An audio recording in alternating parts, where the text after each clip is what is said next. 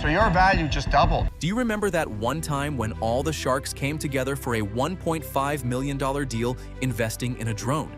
Let's find out what happened to XCraft after its appearance on Shark Tank and securing a $1 million deal. For those needing a quick overview of XCraft, let's go back to Season 7 of Shark Tank USA. Entrepreneurs J.D. Claridge and Charles Manning entered the tank, pitching their recreational drone company, XCraft, which found its footing on the crowdfunding platform Kickstarter.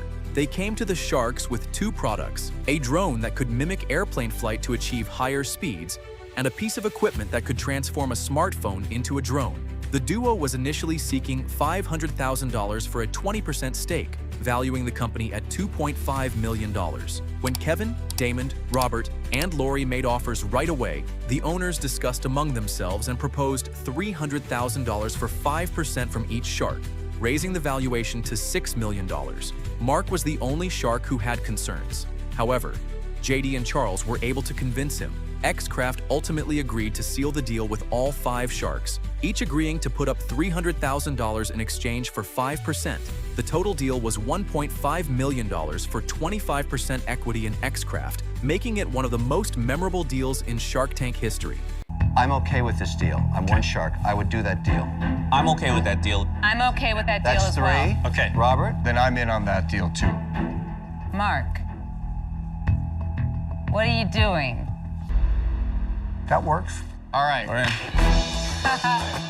XCraft's pitch was a jaw-dropping moment for Shark Tank fans, because getting a deal from all 5 sharks is something that rarely happens on the show. Now, what happened to this deal and their drone company after the show? It appears that the joint deal made with the 5 sharks was never closed. The owners of XCraft, as well as the sharks, were thrilled to proceed with the deal, but unfortunately, it did not go through after the show. There is no precise reason why the deal did not work, but parties often pull out when negotiating or finalizing legal terms and conditions. However, on the bright side, the show gave significant exposure to the product. The product is still available on the market. Their website reportedly received so much traffic after their episode aired that it briefly crashed. The company has expanded its offerings greatly, as well as its target client base. Per their website, their drones have now become tools for land surveyors and construction workers, as well as the U.S. military and law enforcement, apparently for surveillance purposes. And as of 2026, the company has a net worth of approximately $30 million to $35 million.